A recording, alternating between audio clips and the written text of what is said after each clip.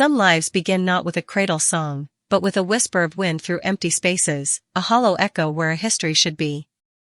For those who know no origin, the world is a map without a legend, every path an untrodden risk, every shelter a temporary grace. It is in these uncharted territories of the soul that true resilience is forged, a quiet fire burning against the cold indifference of a world that offers no easy answers.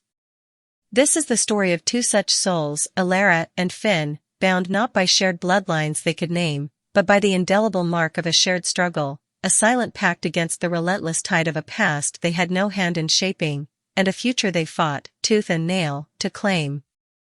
Alara remembered the day they left as a blur of frantic motion and a searing ache in her chest.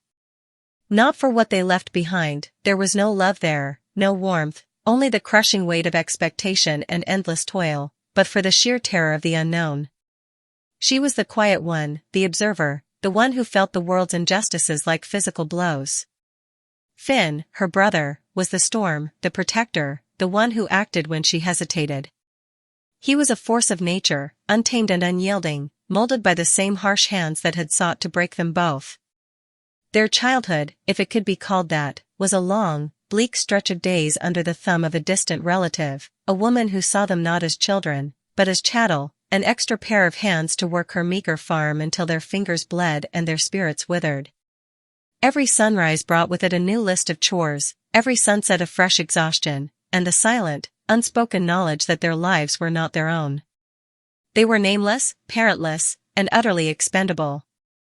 The escape had been Finn's idea, born of a desperate whisper in the dead of night, a plan meticulously crafted over months of stolen moments and hushed conversations. They fled with nothing but the clothes on their backs, a stolen loaf of bread, and a compass Finn had pilfered from a forgotten drawer. Their journey was a brutal testament to their will to survive. Days bled into weeks, weeks into months, as they walked, hitched rides, and hid, always moving, always looking over their shoulders. The wilderness became their reluctant mother, offering harsh lessons and fleeting comforts. They learned to read the sky, to hunt for small game, to discern edible berries from poisonous ones. They learned the language of the wind and the solace of a shared silence under a canopy of stars. Alara, often lost in her own thoughts, found a strange kind of peace in the vastness, a freedom she'd never known, even as fear gnawed at her edges. Finn, ever practical, pushed them forward, his gaze fixed on some distant, unseen horizon. He carried the burden of their survival, the weight of their impossible dream, on his young, broad shoulders. It was after nearly a year of wandering, when their clothes were rags and their hope a flickering ember, that Finn first spoke of it. "I found us a place, Alara," he'd said, his voice raspy with exhaustion but alight with a fierce, almost manic hope. "A cabin. Our cabin." Alara had looked at him, disbelief warring with a desperate longing. A cabin? They had no money, no claim to anything. "How?" she'd asked, her voice barely a whisper. Finn had grinned, a flash of his old, defiant spirit. 50 cents. That's what it cost. A forgotten piece of dirt, a forgotten dream. Nobody else wanted it. He'd traded some meager trapping earnings, a few hours of backbreaking labor for a local prospector, and a wild, improbable story to acquire the deed to a forgotten, derelict plot of land deep in the forgotten folds of the mountains. It was a joke, really, a symbolic price for something everyone else deemed worthless, but to Finn, it was everything. It was a promise. The final leg of their journey was the hardest. They climbed higher into the Rockies, the air growing thin and cold, the trees giving way to jagged peaks. Alara's lungs burned with every step, but the image of this cabin, however ruined, propelled her forward. It was a destination, a fixed point in their swirling, uncertain existence. They reached it just as the first snows of autumn began to dust the higher elevations, painting the landscape in stark, unforgiving whites. It was less a cabin, and more a skeleton of one. A collapsed roof, walls riddled with gaping holes, a porch swallowed by overgrown weeds, and a chimney that leaned precariously, like an old man contemplating his own demise. Despair threatened to engulf Alara. This wasn't a home, it was a ghost. Yet, as she stood there, shivering, watching Finn walk towards the decaying structure with a determined glint in his eye, she felt something stir within her. A fragile, defiant spark. They had nothing, yes. But they also had each other, and the vast, silent promise of the wilderness. And for the first time in her life, Alara felt a faint, trembling sense of ownership, of a future that, however daunting, was finally, truly, their own to build. The first breath they took inside what was meant to be their sanctuary was thick with the scent of decay, of damp earth and forgotten dreams. It wasn't just a cabin, it was a mausoleum of someone else's abandoned life, a testament to time's cruel indifference. The collapsed roof yawned like a broken mouth, letting in the biting wind and the first lazy flakes of snow. Every creak of the rotting timbers, every sigh of the wind through the gaps in the walls, seemed to mock their impossible ambition. Alara felt the despair tighten its icy grip around her heart, threatening to extinguish that fragile spark she'd just found. Finn, however, stood unyielding, his eyes already scanning, calculating, his mind a whirlwind of solutions. He saw not ruin, but raw materials, not an ending, but a beginning etched in the decaying wood and crumbling stone. "We start with the roof," he declared, his voice cutting through the oppressive silence, firm and resolute. "Then the walls. We'll make it watertight before the heavy snows hit." His words were a lifeline, a blueprint for survival. Alara, despite her exhaustion, found herself nodding, a strange resolve hardening her own spirit. They had faced worse. They had become worse. This cabin, this broken shell, was a physical manifestation of their own scarred past, and perhaps, a symbol of their future. If they could rebuild this, perhaps they could rebuild themselves. The days that followed blurred into a relentless cycle of backbreaking labor. Their hands, already calloused from a lifetime of toil, grew rougher still, bleeding freely from splinters and raw from the cold. They scavenged fallen timber from the surrounding forest, Finn felling trees with an axe he'd borrowed from a distant, solitary trapper, Alara stripping branches, hauling logs with a strength she hadn't known she possessed. They learned to mix mud and straw for chinking, to patch the gaping holes in the walls, to weave branches for a rudimentary roof frame. Each nail hammered, each stone mortared, was a small victory against the encroaching winter, a defiant whisper against the roar of the wilderness. The cold was a constant companion, gnawing at their bones, stealing their warmth. Hunger, too, was a familiar ache, though Finn, with his keen hunter's instinct, managed to trap small game, stretching their meager rations with a skill born of desperation. There were moments, in the fading light of a mountain sunset, when they would sit by a small, sputtering fire in the center of the cabin, the smoke curling up through the still open roof, and just be. No words were needed. The rhythmic sound of Finn sharpening his axe, the quiet crackle of the flames, the shared weight of their exhaustion, it was a symphony of survival, a testament to their unbreakable bond.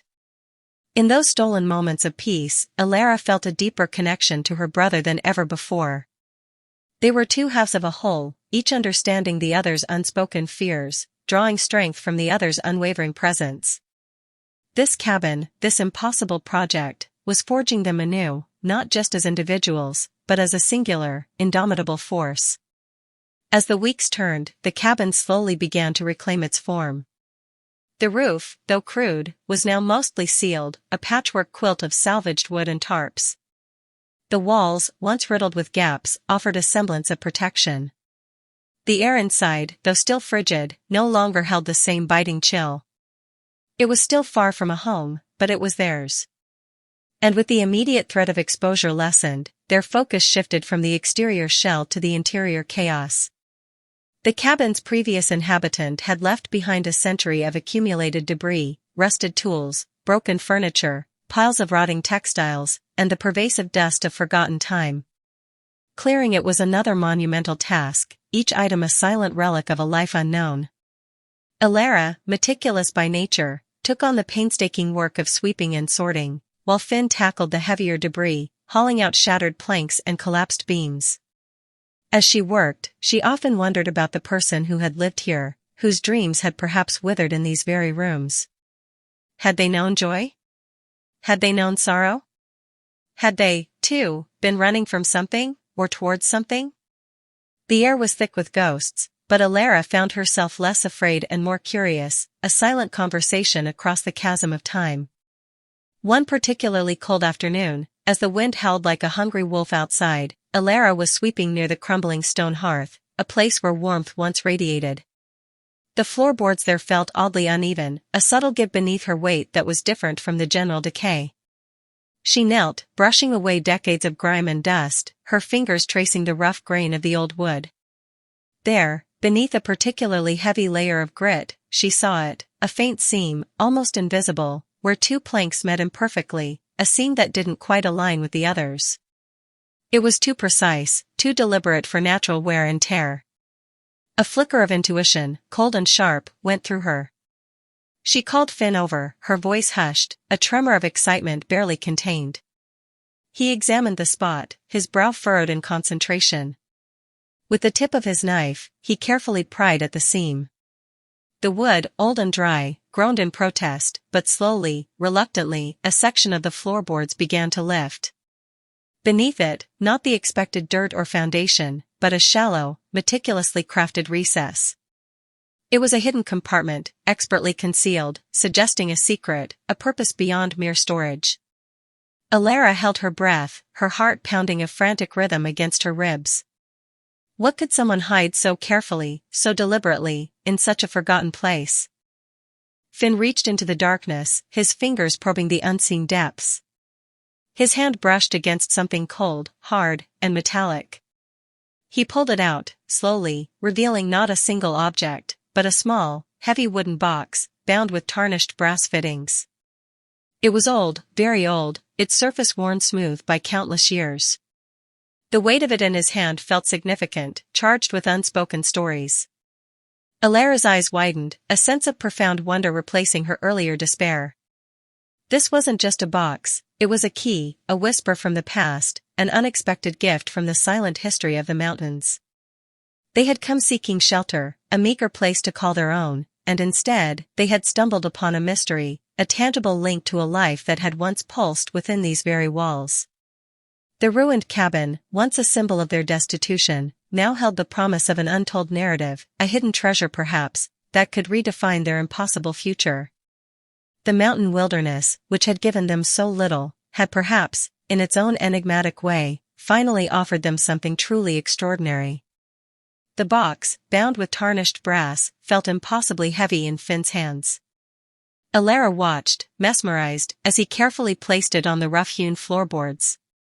The air itself seemed to thicken with anticipation, the howling wind outside a distant, forgotten sound. Here, in the heart of their makeshift sanctuary, time itself held its breath. Finn, with a quiet solemnity, unlatched the brass catches.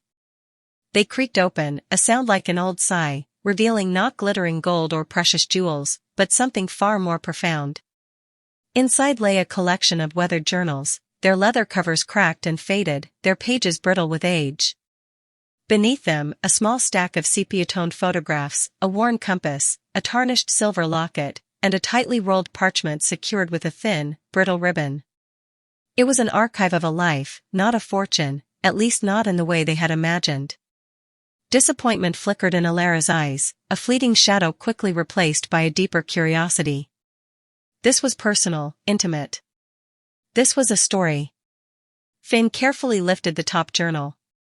Its inscription, in a spidery, elegant hand, read simply, Silas Thorne, his chronicle. Begun Anno Domini 1878. Silas Thorne.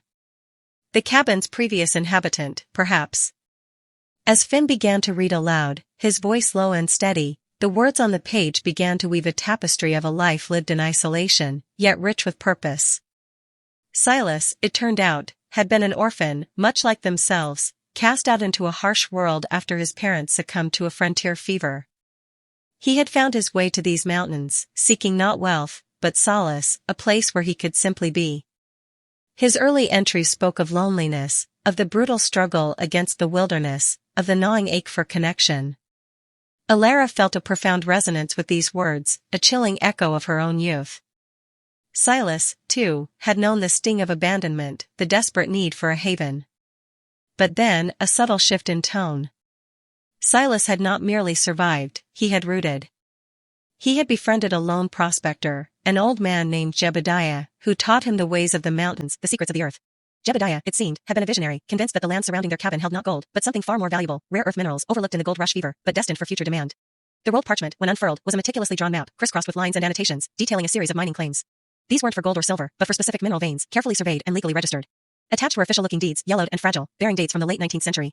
Alara, her eyes scanning the complex legal language, felt a shiver of understanding. This wasn't just a map, it was a testament to foresight, to a vision that stretched generations beyond Silas's own lifetime. The photographs, too, told their own quiet tale. One showed a younger Silas, stern-faced but with kind eyes, standing proudly beside a makeshift sluice box.